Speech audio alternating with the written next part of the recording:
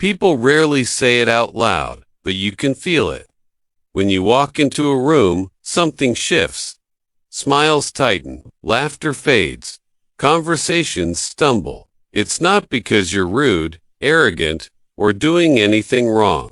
It's because there's something about you, an invisible intensity they cannot explain, yet cannot ignore. You ask deep questions. You listen closely. You speak with purpose, and when you meet someone's gaze, they look away.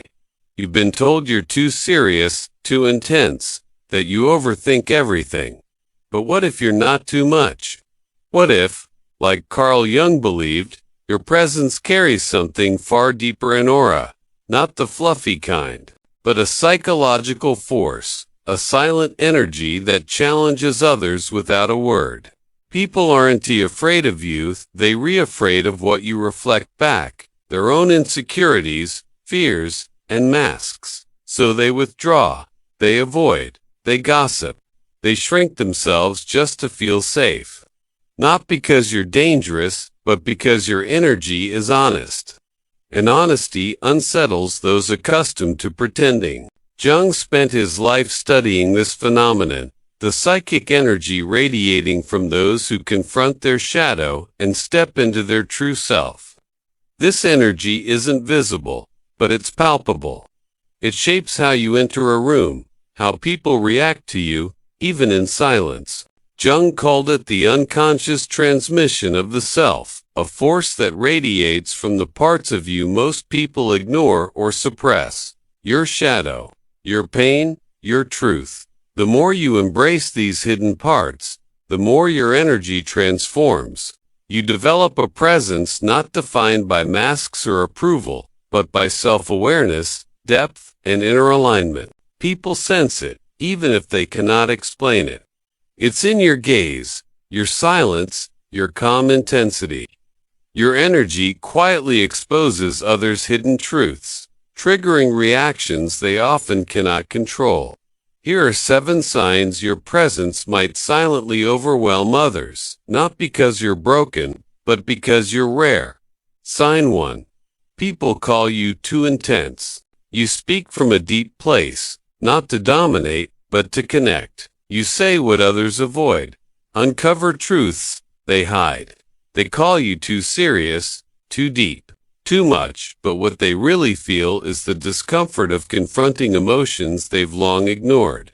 Your intensity is honesty, and few can hold it without flinching.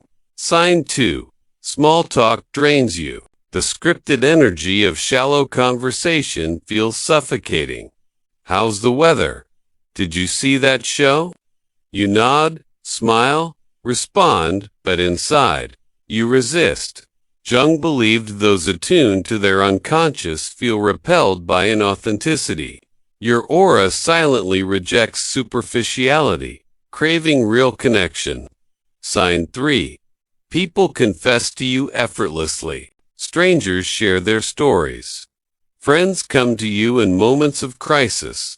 You've been called a therapist, even when you never asked to be. Jung observed that some individuals unconsciously embody the healer archetype. Your presence radiates safety, drawing vulnerability even while you may rarely feel seen in return. Sign 4. People avoid eye contact with you. When you meet someone's gaze, they often look away. Jung explained this as mirroring the parts of themselves others deny. Your eyes, your presence, reflect what they've suppressed. Kindness or not, your aura demands honesty, and some cannot face their reflection. Sin 5. Your presence provokes reactions without effort. You can sit quietly, yet people react defensive, irritated, distant. Jung called this the unconscious impact of integrated energy. Your very existence reflects their unacknowledged insecurities, fears, and shame. You don't need to speak, your energy does the talking. Sign 6. You cannot tolerate fake personas. Masks, fake laughter, shallow performance, it all feels wrong to you. Jung observed that those who integrate their shadow perceive fragmentation in others. Your aura silently signals, I see the real you. Many can't handle that honesty, so they retreat. Sin 7. You make people second-guess themselves. Your questions pierce through assumptions. You don't accept the surface as enough. Your clarity exposes confusion. Your calm highlights anxiety. Your self-trust triggers doubt in others. This isn't manipulation, it's the weight of your energy, a mirror for those unprepared to confront their own truths. In a world addicted to comfort and illusion, your presence is disruptive. But this isn't a flaw, it's a sign of authenticity. Your aura doesn't need approval. It doesn't ask for validation. It exists as a force of truth, a silent energy that mirrors the unconscious in everyone you meet. And that energy, rare and honest, is both powerful and transformative. You don't need to argue or prove anything. Simply being yourself is enough to disrupt false certainty. In a world addicted to ego validation that makes you quietly powerful, Sign 8. People open up to you and then pull away.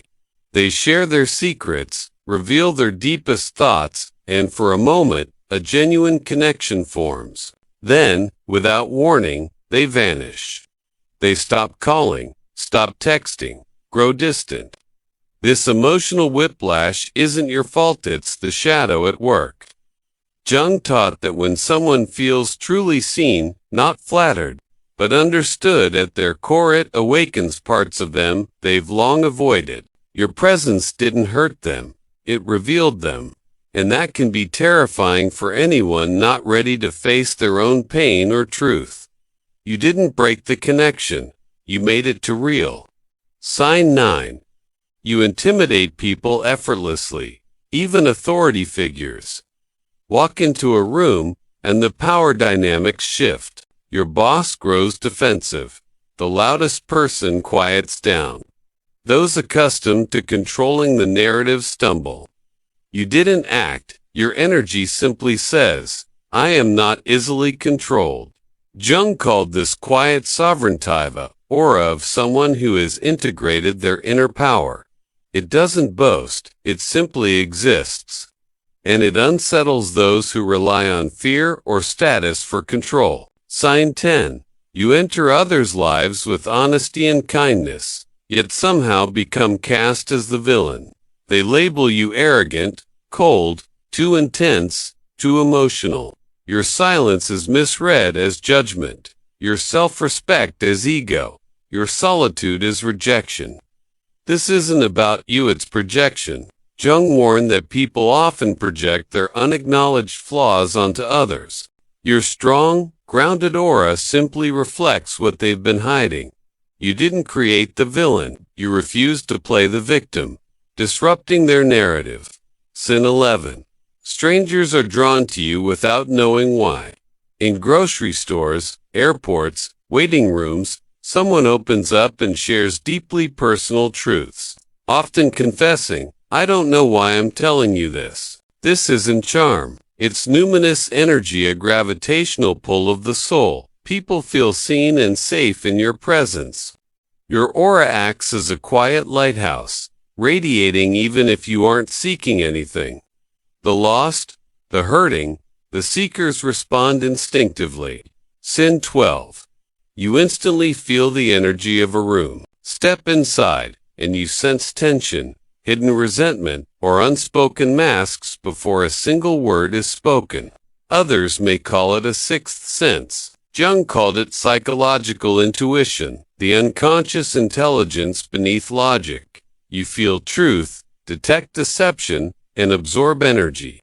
This gift allows you to perceive deeper human experiences, but it can overwhelm. Your aura is an antenna, picking up signals others don't know they're sending. Without care, you may carry emotions that aren't yours. Sign 13.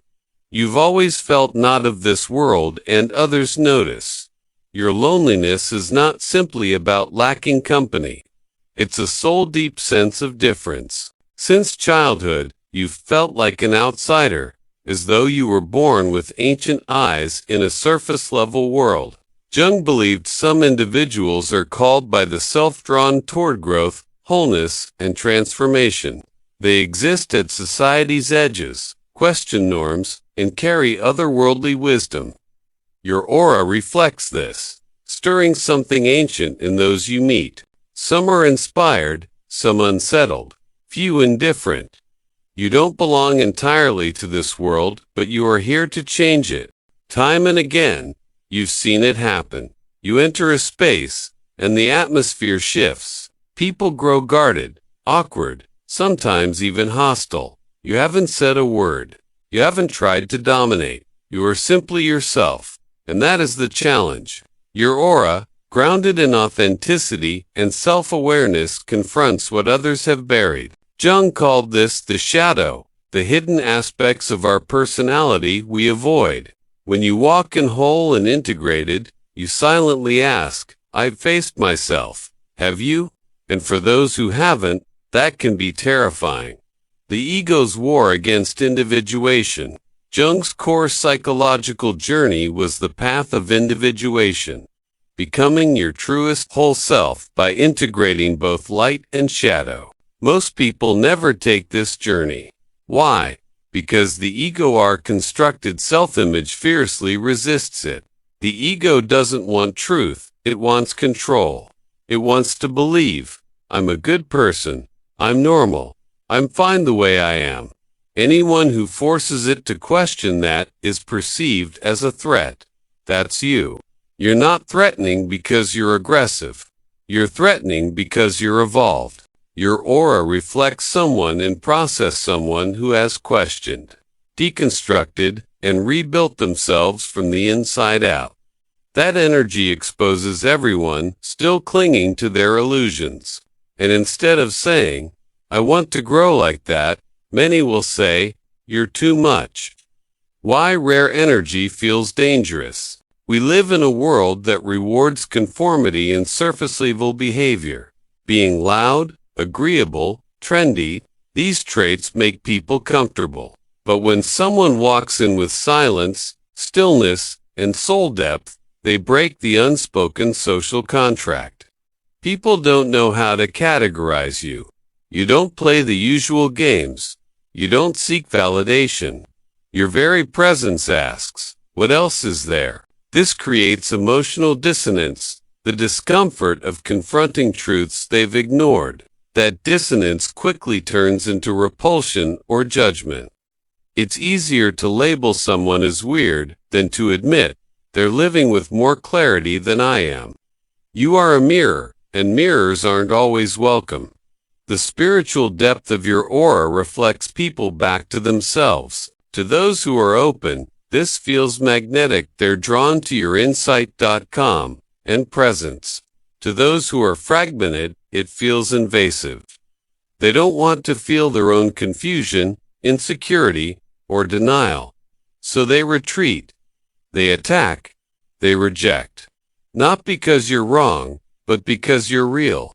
Your aura is a gift, but it comes with solitude. Carl Jung once said, the privilege of a lifetime is to become who you truly are. But becoming who you truly are is not a path filled with applause.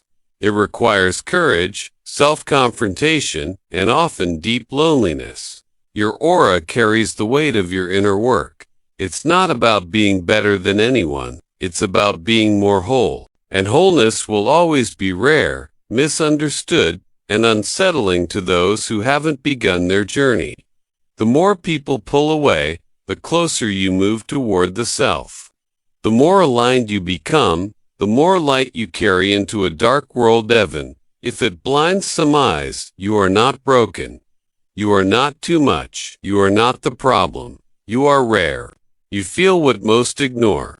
You see patterns most are blind to. You ask uncomfortable questions not to stir trouble, but because your soul is built for truth. Walking the path toward wholeness is lonely, disorienting, and often misunderstood.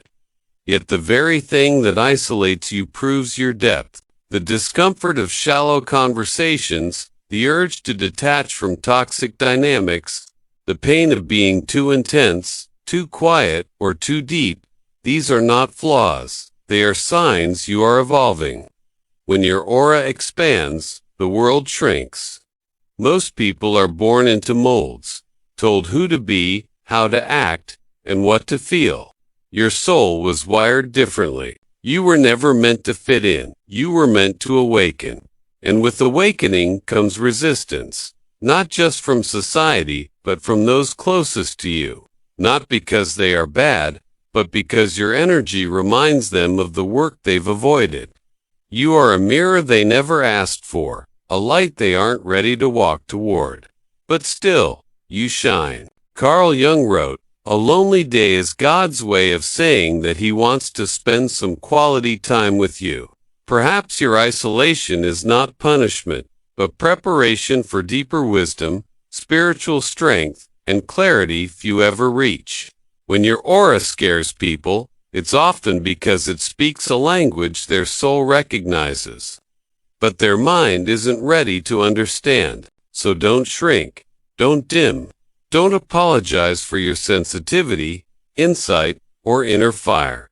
You are not here to be palatable. You are here to be powerful. While others may flinch in your presence, the ones meant for you will feel seen, safe, and stronger when you enter the room. Your aura is not just energy, it's a signal, a call to truth, a reminder of what's possible when someone dares to be fully alive. Next time they call you too much, smile and remember, you are not too much, you are just rare.